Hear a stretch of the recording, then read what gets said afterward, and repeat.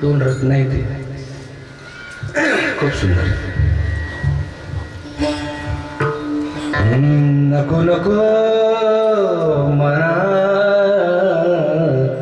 गुंतू माया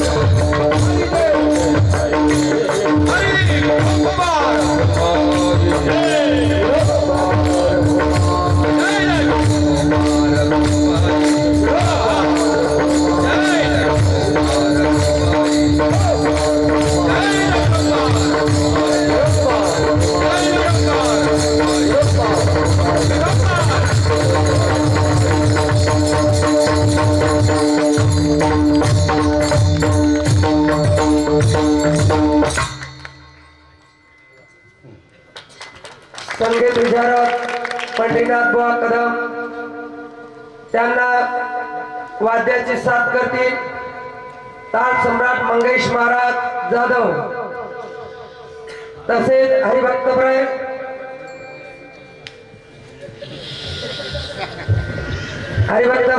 संगीत विशारद किशोर महाराज दिवटे त्यांना साथ करतील स्वामी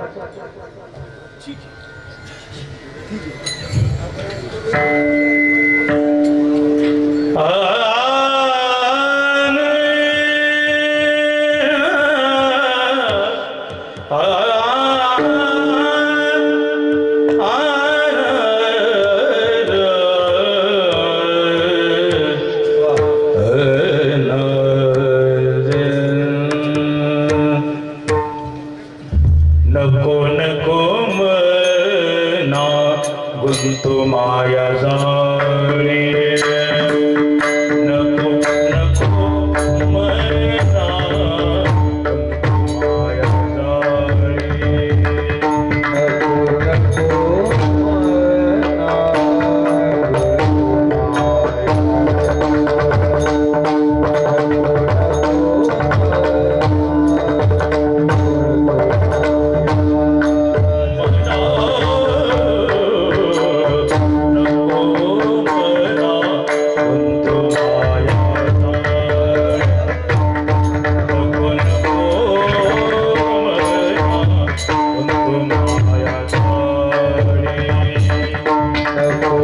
जाळी नको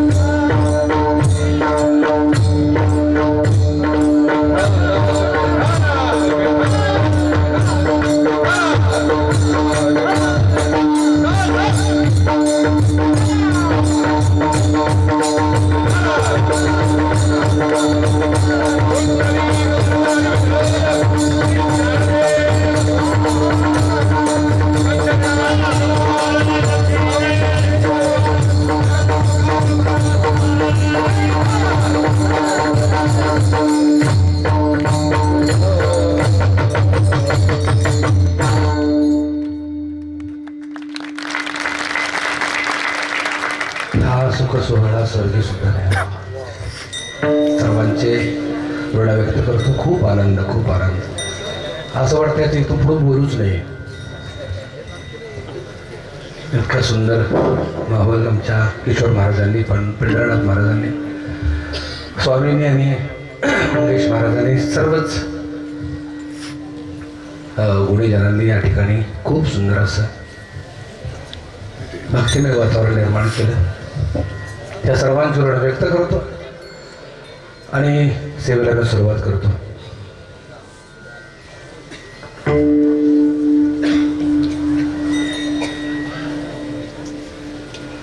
श्री गणेशाय नमः, श्री सरस्वते नमः. ओम नमोजी सद्गुरुनाथा, आपल्या चरणे माझा माथा. वचन ऐकावे कमलापती, माझी रंगाची विनंती कर जोडितो. कधी काळी आपण असावे जवळी, पांडुरंगा करू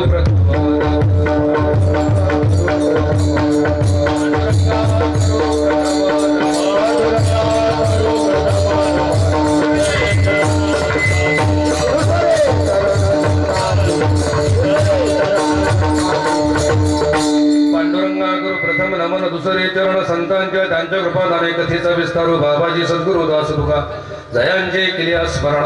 हो या सकळ विद्येचे अधिकरण, तेची वंदू चरण श्री गुरूंचे. वक्रतुंड महाकाय सूर्यकोटी समप्रभा, निर्विघ्नं कुरु मे देव सर्व कार्येषु सर्वदा. ऐश्वर्याचा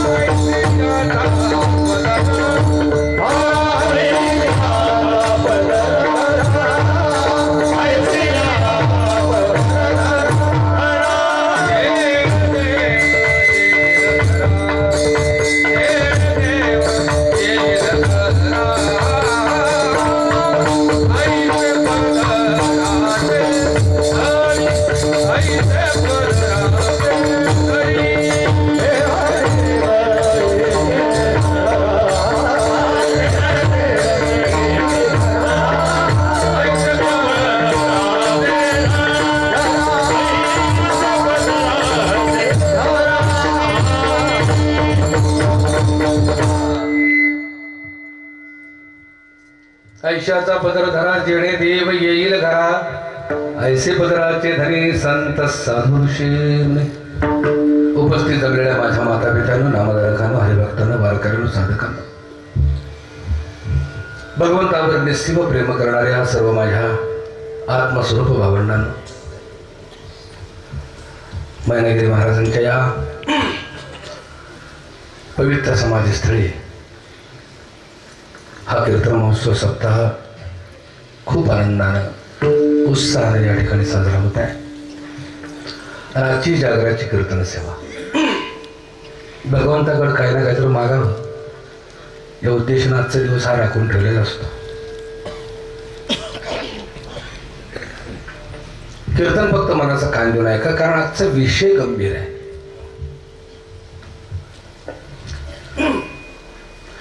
विषय गंभीर आहे म्हणून तुम्ही गंभीर होऊ नका. नका नका नका नका.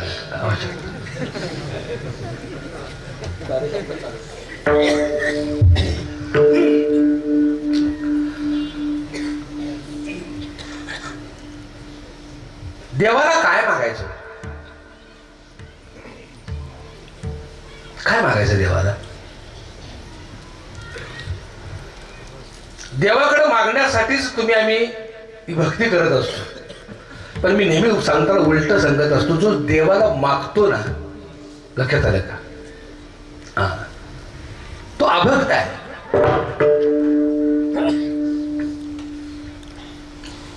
भक्त देवाला मागतच नाही. जिथं मागणारा ती इच्छा आल्या, वासना आल्या, बरोबर आहे ना. ह्या इच्छा आणि वासना शिल्लक असल्यामुळे आम्ही देवाला मागतो. पण ज्या भक्ताची इच्छा वासनाच मावळलेल्या आहेत, भक्त ऐसे जाणा जे देही उदास गेले आशा पाश निवारोती. त्यांच्या आशा वासना सगळ्या मावळलेल्या आहेत. आशाला संतांनी भक्त म्हणून संबोधलेलं आहे. मग ज्या अर्थी मी देवाला मागतो त्या अर्थी काहीतरी आमच्या त्रुटी आहे. आम्ही भक्त नाही तर आम्ही अभक्त आहे. दुसरी एक महत्वाची गोष्ट सांगतो, देवाला मागून आम्ही देवाचं महत्व कमी करतो. ज्यावेळेला आम्ही देवाला मागायला जातो त्यावेळेला धनाचं महत्व वाढतं आणि देवाचं महत्व कमी होतं. देव मागायला पाहिजे. आम्ही देव मागत नाही, आम्ही धन मागतो. बरोबर समजून घ्या. आणि महत्वाची गोष्ट सांगू का, मागणारा भक्त देवाला अजिबात आवडत नाही. आली पिढा. आम्ही रांगेत उभा राहतो, काय मागतो देवाला? देवा मला सुखी कर, बरकत दे, रोगराई बरी होऊ दे, बँक बॅलन्स वाढू दे, 4 चाकी दाराची होऊ दे, बंगला पूर्ण होऊ दे, नवऱ्याची दारे सुटू दे, पोटाला मूल होऊ दे. काय मागण्यात आमच्या? भंगार आणि तक्रारू मागण्या. बरं मागतोय कोणाला हेच कळेना, पण मागायचं मात्र चाललंय. परमार्थ हा इच्छा आणि वासना संपवण्यासाठी, त्या इच्छा वासना घेऊन जर मी देवळात जाऊन देवापुढे जर उभं राहत असू तर उपयोग काय? देवाला मागायचं नाही. देवापुढं भावाचा आणि उपकाराचा असा डोंगर उभा करायचा की न मागता भगवंतानं तुम्ही आम्हाला दिलं पाहिजे. मग आमच्याकडून देवाला काय केलं पाहिजे तर निस्वार्थ प्रेम. हे देवाला गेलं पाहिजे. देवावर उपकाराचं, प्रेमाचं, भावाचं, श्रद्धेचं ओझं झालं पाहिजे. आणि देव मागे लागला पाहिजे. भक्ता घे. आणि एक महत्वाची गोष्ट सांगू, देवळात जातो तो भक्त नाही, भक्त जिथं जातो तिथं देवळं तयार होतं. आम्ही इतकं हुशार आहे, लय धार्मिक, सारखं देवळात जात, लय धार्मिक. ते देवळात जाणारा धार्मिक आहे, ते लबाड आहे. धार्मिक जिथं जातो तिथं देव उभा राहतो, लक्षात ठेवा. भक्त जिथं जातो तिथं देव. माझे भक्त गाती जेथे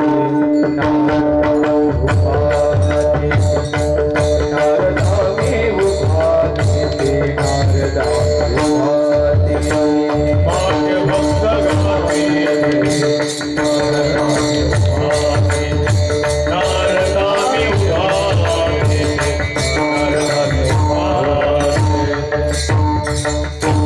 भक्ता यत्र गायते तत्र तिष्ठामि नारदा.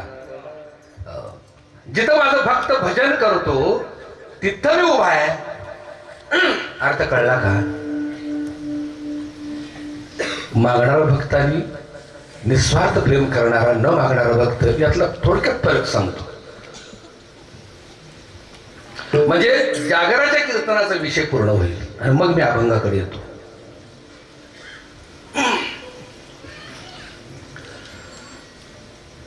राधा आणि रुक्मिणी देवावर राधेचं प्रेम होत आणि रुक्मिणीने देवावर लग्न केलं होतं. ते इकू लागून राहिलाय थोडा थांबवा. देवाचं लग्न होऊन सुद्धा देव राधेवर ओतप्रोत प्रेम का करत होता? जीवापाड प्रेम करायचा. राधेनं देवावर निस्वार्थ प्रेम केलं होतं. निस्वार्थ प्रेमाची व्याख्या इतकी सुंदर आहे. Unconditional love is not feeling, it's decision.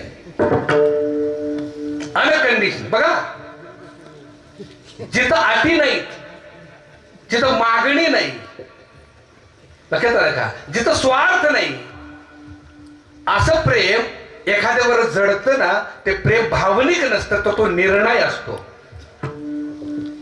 काय असतो तो? निर्णय असतो. लक्षात ठेवा. देव कसा आहे? काळा आहे का गोरा आहे? हो. दृश्य आहे का दृश्य आहे? श्रीमंत आहे का गरीब आहे? काही न बघता ज्यावेळेला भक्त डोळे झाकून त्याच्यावर प्रेम करतो, निस्वार्थपणाने प्रेम करतो, कुठलीच अट नाही, कंडिशन नाही, काय नाही. लक्षात राखा, त्याच्यासाठी देव हो आपलं सर्वस्व त्याला अर्पण करतो. उदाहरण आहे, राधेने इतकं प्रेम केलं, इतकं प्रेम केलं, इतकं प्रेम केलं की देवाला काहीच द्यायला शिल्लक नाही. मग देवानं आपलं अस्तित्वच दिलं. देवानं आपल्या पुढं भक्ताचं नाव लावलं. काय दिलं देवानं? आपल्या पुढं भक्ताचंच नाव लावलं. का? तुला देण्यासारखं माझ्याकडे काहीच नाही, मी एक करतो, माझं सर्वस्व तुला देतो. ब्रह्मांड नायक परमात्मा सर्व ब्रह्मांड त्याच्या सत्तेत आहे. मी चालविल्या सूर्य चाले, मी बोलविल्या वेदू बोले, मी हरविल्या प्राणू आले जो जगाशी चालिता. पर्वते वैसकेनं सांडावी, समुद्रे मर्यादा ओलांडावी, पृथ्वी भूते व्हावी ही आज्ञा माझी. एवढा सामर्थ्यवान परमात्मा भक्ताला देताना काय देतो? आपल्या पुढे भक्ताचं नाव. म्हणून कोण कृष्ण राधा म्हणत नाही. काय म्हणतात? राधा कृष्ण. पांडुरंग पुंडलिकाला द्यायला आला होता. काय पाहिजे बोल पुंडलिका. देव पुंडलिक म्हणलं नको. पांडुरंगाचे दिलेस ते माझ्या योग्यतेपेक्षा जास्त दिलेस, आता मला काहीही नको. आणि देह जाओ अथवा राहो या भूमिकेनं पुंडलिकानं पांडुरंगावर प्रेम केलं होतं. देवाला द्यायला काही नाही म्हणून आपल्या आधी त्याचं नाव लावलं. म्हणून गजर काय होतो? पुंडलिक वरदा हरी विठ्ठल.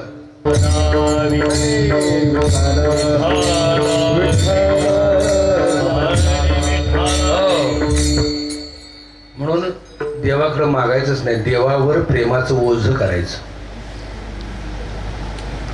देवाकडे मागायला गेला देव अजिबात देत नाही. बरं, देव देत नाही अशातला भागाला दिले म्हणून तर जिवंत आहे. त्याला श्वास दिला, त्याला देह दिला, त्याला पंचतत्व दिले. त्याला काय कमी केलं? काही कमी केलेलं नाही. पण आमच्या इच्छा अपूर्ण आहेत, आमच्या वासना अपूर्ण आहेत. लक्षात ठेवा, मना घोटाळा झालाय. आणि मी नेहमी सांगत असतो, जिथं अट आली, जिथं मागणी आली, जिथं शर्त आली, जिथं कंडिशन आली, तिथं व्यवहार आला. लक्षात ठेवा, देव नाही. रुक्मिणीचा विषय आला म्हणून सांगतो.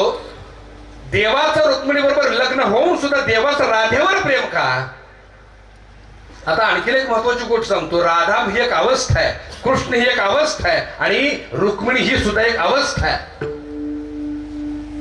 व्यक्ती म्हणून बघू नका. राधेकडं, कृष्णाकडं, रुक्मिणीकडे व्यक्ती म्हणून पाहूच नका. मी भक्ताची अवस्था सांगतोय. निस्वार्थ प्रेमाचं प्रतीक म्हणजे राधा आहे. कृष्ण ही एक अवस्था आहे, कुणाची? भक्ताचीच. म्हणून मी नेहमी सांगत असतो, आत्म्यापासून परमात्म्यापर्यंतच्या प्रवासाला ध्यान म्हणतात, आत्म्याच्या आणि परमात्म्याच्या मिलनाला समाधी म्हणतात. ही जी अवस्था आहे, ही समाधी अवस्था म्हणजे भगवानाचा कृष्ण आहे. ती भक्ताचीच आहे. एकाच भक्ताच्या वेगवेगळ्या भूमिका आहेत. आणि रुक्मिणी हे प्रतीक कशाच आहे? तर मागणाऱ्या भक्ताचं प्रतीक आहे.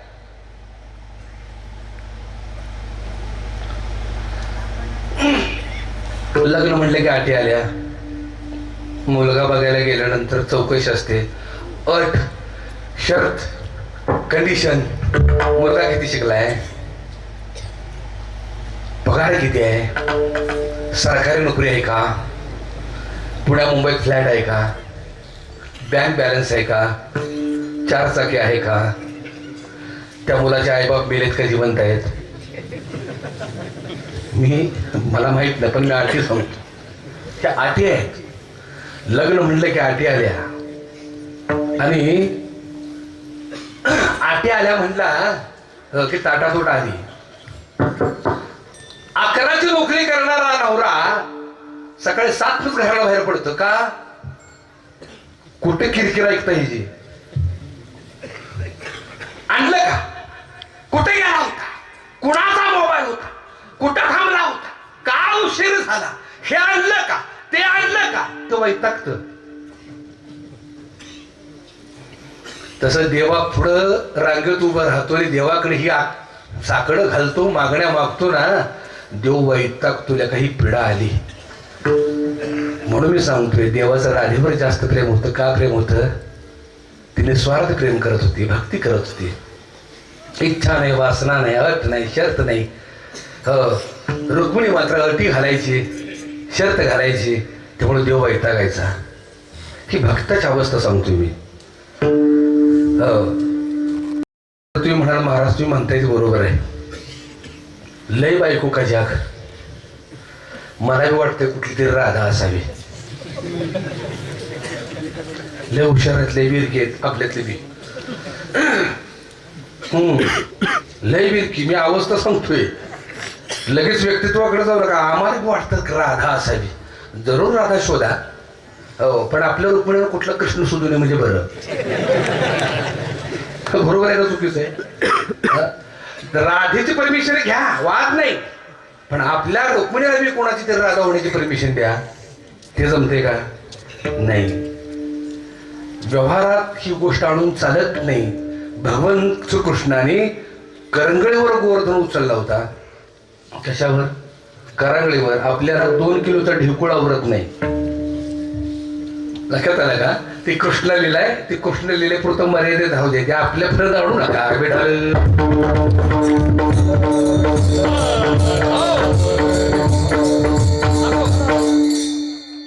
भूमिका समजून घ्या. म्हणून भक्ताची अवस्था अशी पाहिजे. भगवंता, हो नको आता, एवढंच कर, एवढंच दान दे. हेची दान दे गा देवा, दे गा देवा,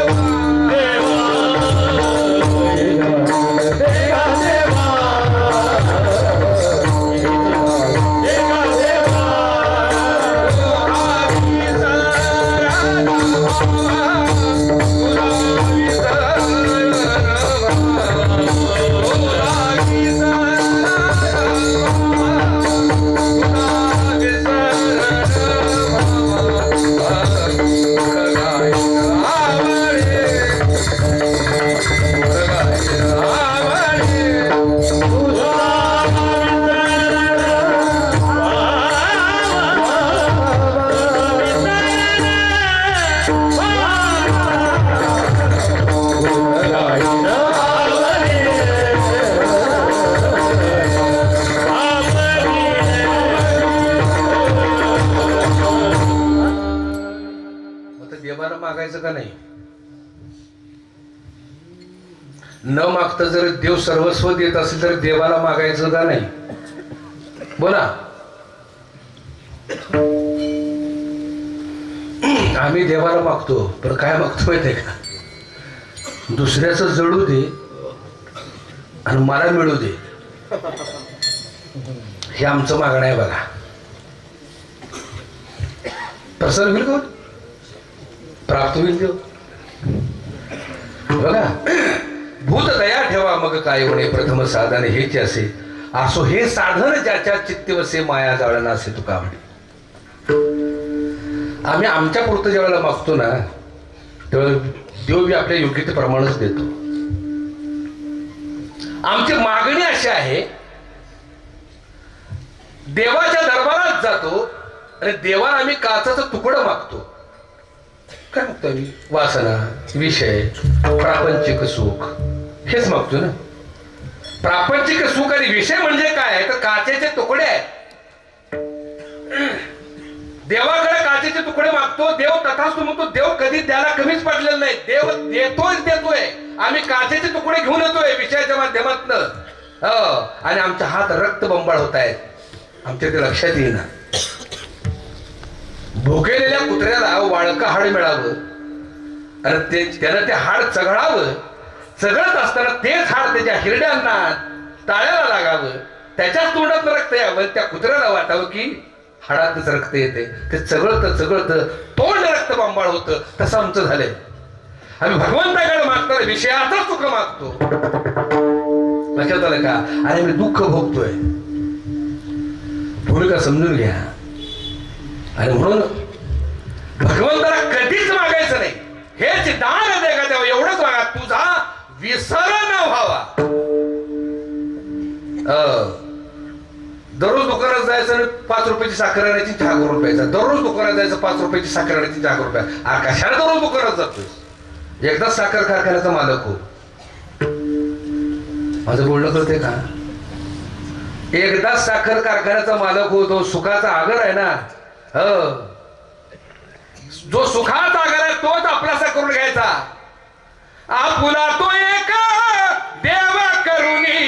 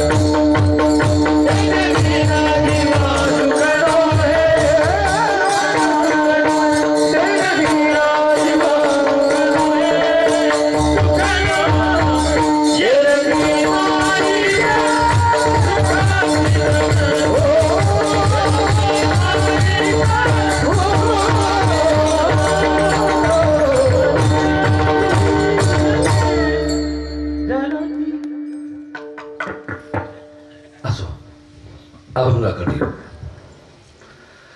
तुकोबराने जो संवाद साधले ना आजच्या अभंगातून, तो तुमच्या आमच्याशी नाही. नको नको मनात गुंतू माया जाणी, काळाला जवळी ग्रासावया. काळाची उडी पडेल बा, जेव्हा सोडविना तेव्हा माझ्या बाप. तुकोबराने जो उपदेश केलाय तो कुणाला केलाय? तुम्हा मला केलेला नाही, तो आपल्या मनाला केलाय. तुम्ही आम्ही ज्याच्या अधीन आहोत त्याला केलाय. 24 तास 12 महिने किंबहुना जन्मापासून मृत्यूपर्यंत तो आमच्या बरोबरच आहे. त्याच्याही पुढची गोष्ट सांगतो, जेवढे जेवढे तुम्ही आम्ही जन्म घेतले त्या त्या जन्मात तो आमच्या बरोबर आहे.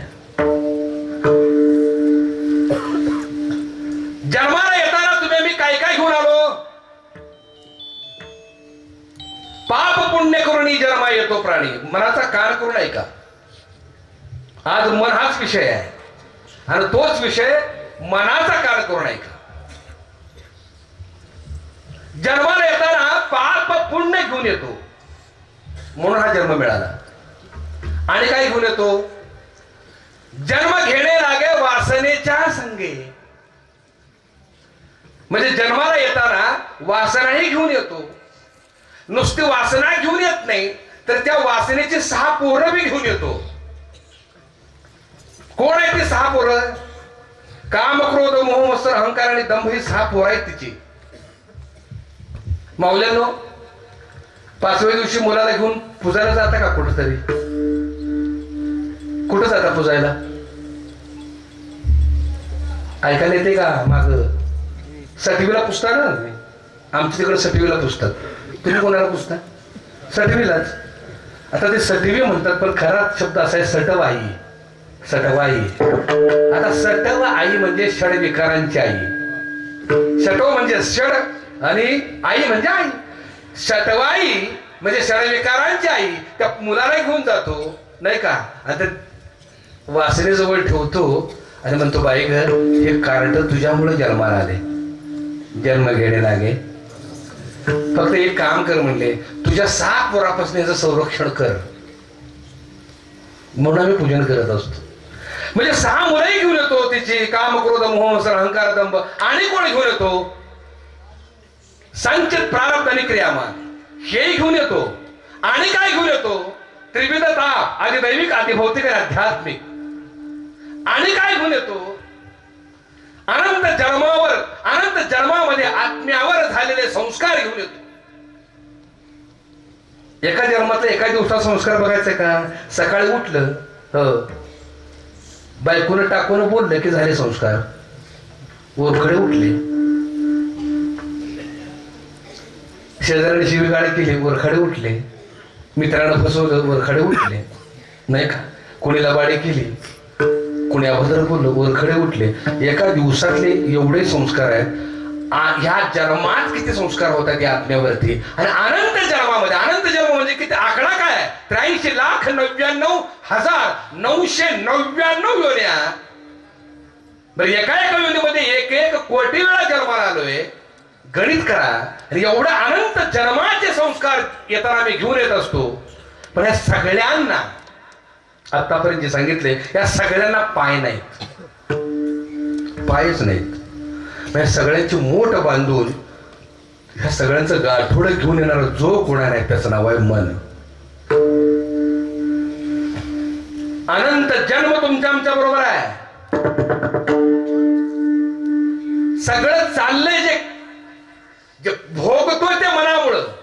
बद्धाला कारण मन आहे, मोक्षाला कारण मन आहे, पापाला कारण मन आहे, पुण्याला कारण मन आहे, सत्याला कारण मन आहे, असत्याला कारण मन आहे, धर्माला कारण मन आहे, अधर्माला कारण मन आहे.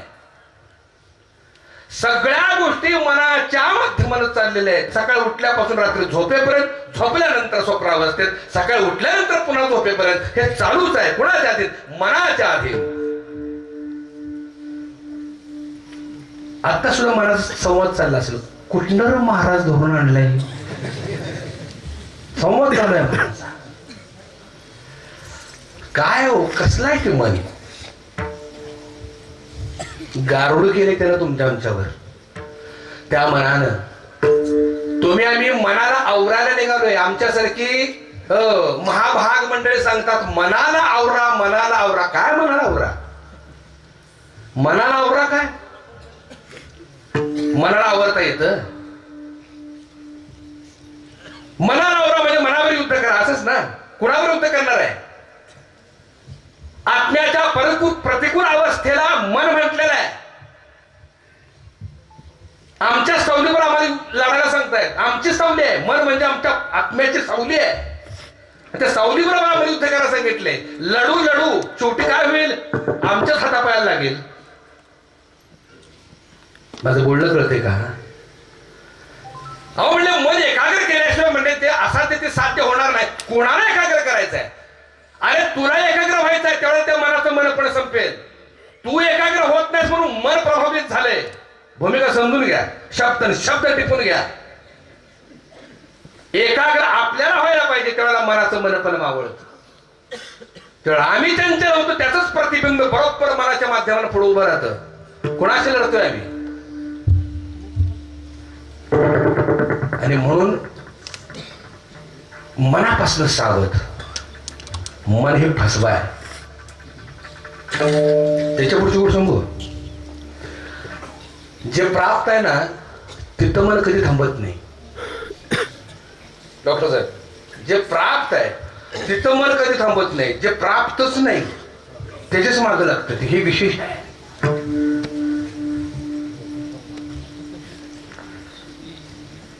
आपली जीभ आहे की नाही, जीभ. समजा तोंडातला एखादा दात पडला, जो दात पडलाय तिथंच जीभ जाते. म्हणजे जिथं दात नाही तिथं जीभ जाते, दात जिथं आहे तिथं जात नाही. बघा तुम्ही, बरोबर का चुकीचं? जिथं दात आहे तिथं ती जात नाही, जिथं दात नाही तिथं उळउळ उळउळ करत असते. तसं आपल्या मनाचं आहे. आमच्या जवळ आहे त्याच्याकडे लक्ष नाही, पण जे नाही तिकडे लक्ष आहे. भूमिका समजून घ्या. सगळ्या गोष्टी चालल्या त्या मनावर चाललेल्या आहेत. अर्जुनाला प्रश्न पडला, म्हणून ज्ञानेश्वरीत अर्जुनानं देवाला प्रश्न विचारला. देवा, अर्जुन म्हणे, जनार्दना बहु चंचलता या मना, स्थिर नाही जीव भावना याची दंडन संगीची. माझं मन म्हटलं स्थिरच राहत नाही. या दंडन मार्ग काहीतरी सांग. देवाला बी कोडं पडलं. अरे कुणाला ओराय निघालोय आम्ही? देवालाही कोडं पडलं. अर्जुना, अरे मन हे मज पासून परी असे माया आधीन, मन आकडे ऐसा कवड योगी नाही. मनाला आवरणारा योगीच अजून जन्माला आलेला नाही.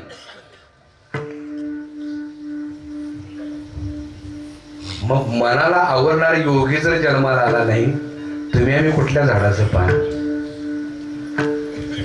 आणि आम्हाला मनाची ओळखच झालेली नाही. मन दोन प्रकारचं आहे.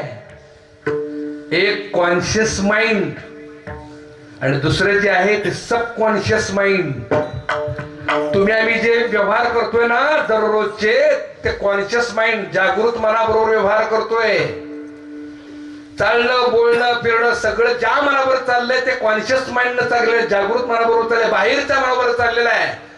अंतःकरणाच्या 10व्या कप्प्यातलं एक मन आहे. ते मन म्हणजे सबकॉन्शियस माइंड. ज्या मनाचा आम्हाला अखेरीच गाठभेट पडते, दैनंदिन गाठभेट पडत नाही. ज्या मनाच्या फोर्सनं, ज्या मनाच्या शक्तीनं घडून येते आमच्या हातून जे कृत्य घडतं ना, ते सबकॉन्शियस माइंडच्या शक्तीनं घडतं.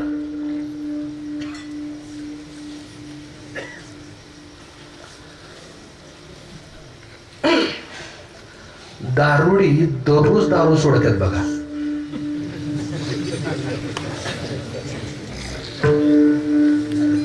हसला लगेच. आत्ता कीर्तन ट्रॅकवर आला असं वाटलं का? बेवड्याच्या गोष्टी नाही सांगणार मी. सासूसून नाही सांगणार मी. अलग लक्षात. आणि मी सांगतच त्या प्रत्येकालाच माहित आहे, जे अध्यात्म ज्ञान आहे, जे तत्वज्ञान आहे, जे परमात्म्यापर्यंत घेऊन जाणारं ज्ञान आहे, तेच मी मांडत असतो. मला भीती नाही पुढल्या वर्षी तारीख मिळू अगर नाही मिळू, नाही भीती आपल्याला. गरजच नाही. लक्षात आलं का? तुम्हाला फसवून मला काय मिळणार आहे? मस्त पुढल्या वर्षी तारीख मला मिळेल, बक्कळ मानधन मिळेल, तर ते घेऊन करू काय? कारण तुमचे 2 तास मी मातीत घातले, ते पाक कुठे घडू? ते पाक कुठं घडू? लक्षात आलं का? म्हणून कीर्तनाच्या व्यासपीठावरच्या अव्यक्त परमात्म्याच्या आणि सगुण परमात्म्याच्या भजनाशिवाय, कीर्ती रूपाच्या वर्णनाशिवाय मुखातनं शब्द काढणं, विनोद काढणं, लक्षात आलं का? हे महापातक आहे, महापाप आहे. लक्षात ठेवा. असो, दारुडा दररोज दारू सोडतो. सकाळी उठतो, त्याला पश्चाताप होतो. आई शपथ, आजपासून दारू सोडली, आजपासून दारू सोडली. लई वाटोळ झालं दारूनं. संसाराचे वातावरण बाद झाल्या, यकृत खराब झाली, पैसा गेला, नको नको नको. ते आई शपथ, आजपासून दारू सोडली. कोणाबरोबर संवाद चाललाय? दोघाबरोबर, म्हणजे मनाबरोबर. बरोबर. दुपार हे झोपलं, उठलं, तिने सांज झाली, वैल वारा सुटला. वैल वारा म्हणजे कळलं का? संध्याकाळचं वय वारा गार वारं सुटलं, घसा खवखवायला लागला. तरी चालले बरं का, दारू पिडले वाईट. दारू नको प्यारा गाड्या, वाटोळ झालंय, नको दारू. हो, जसा वय वारा सुटला, घसा खवखवायला लागला, हे जी पावलं गुत्त्याकडे निघाली. गुत्ताच म्हणता ना तुम्ही, अड्ड्याकडे निघाली. अड्ड्याकडे हळू हळू हळू पावलं निघाली. नगले का दारूले वाईट, अत्यंत वाईट. गुत्त्यावर पोचलं, तिथपर्यंत चालले. संवाद कुठल्या मनाबरोबर चाललाय? बाहेरच्या. लय वाईट दारू, नाही का? आणि आतलं मन गुत्त्यावर पोचल्या आतलं मन, आजच्या दिवस पी, उद्यापासून सोड.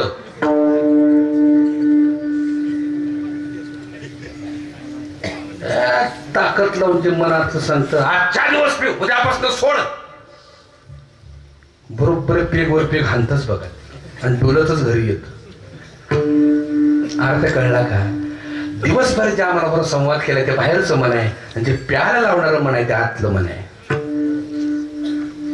परस्त्री मातेचं मन वाईट आहे. परस्त्रीकडे पाहणं वाईट आहे, नाही का? बहिणी समान आहे, माते समान आहे, हे करणं वाईट आहे. कुणाबरोबर संवाद चाललाय?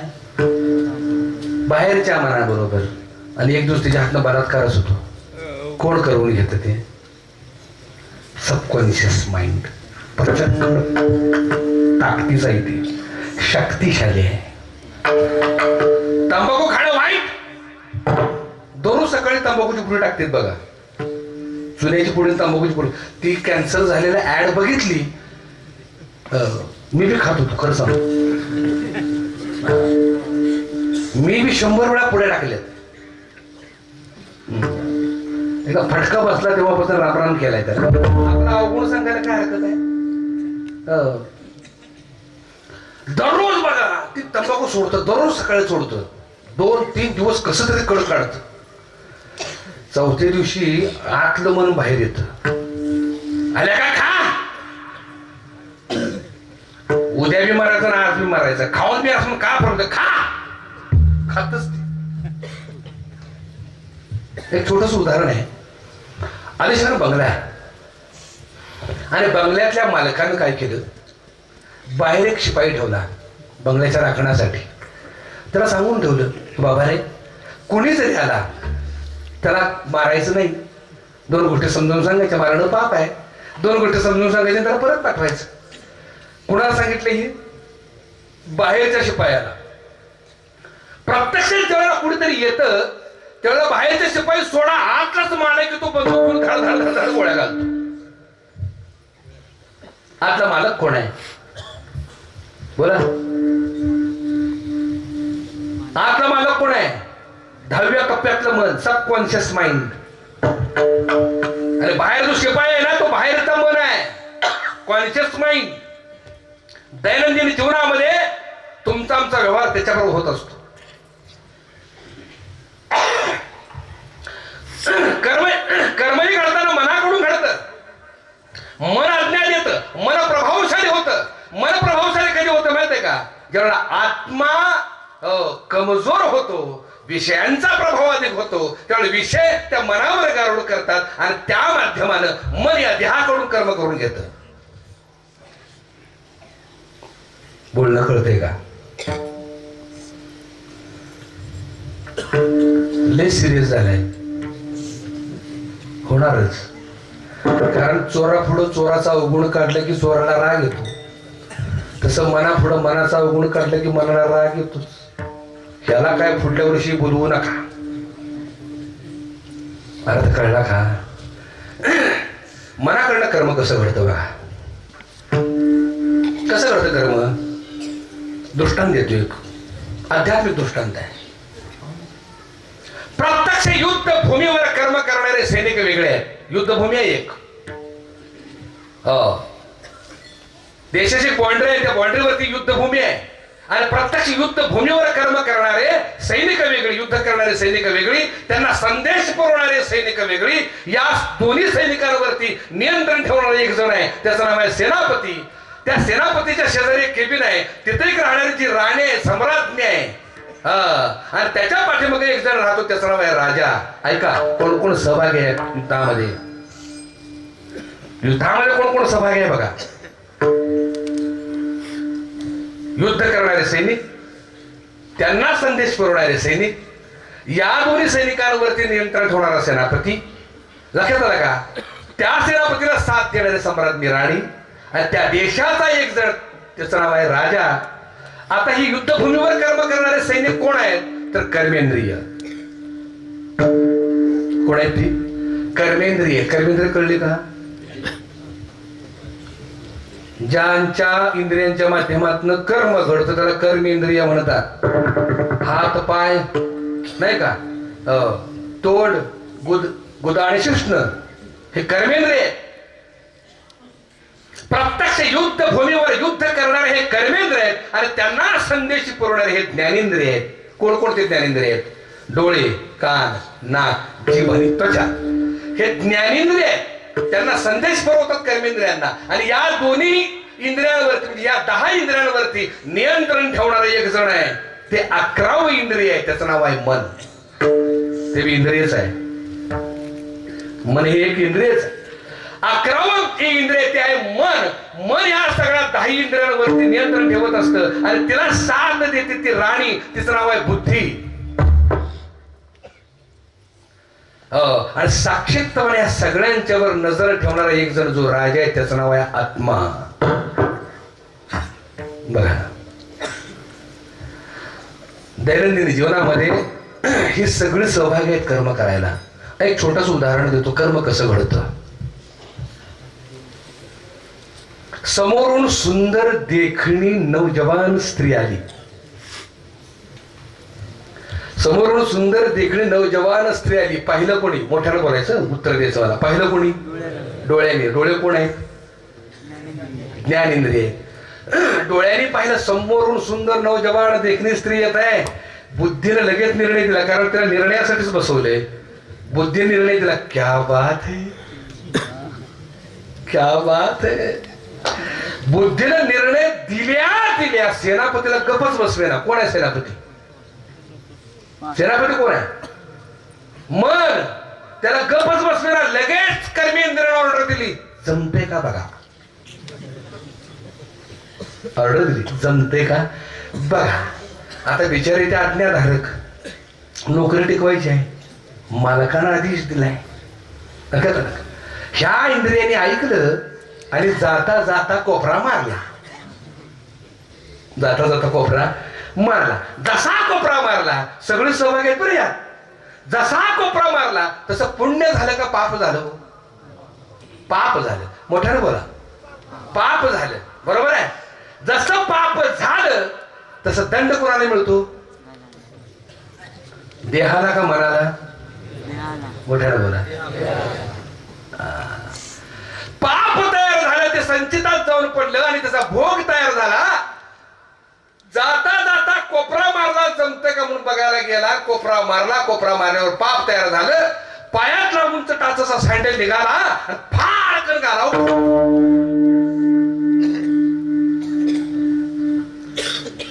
जसा गारफडात सँडल पडला, हो, मार खाल्ला देहानं, आणि जे म्हणतो तो नाही जमते का बघा, तेच गायब झालं. जमतं का बाई कोण म्हणलं? आणि मार खाल्ला कोणी? पापाचे संचित देहासी दंड. पापाचे संचित देहासी दंड. तुझ नारायण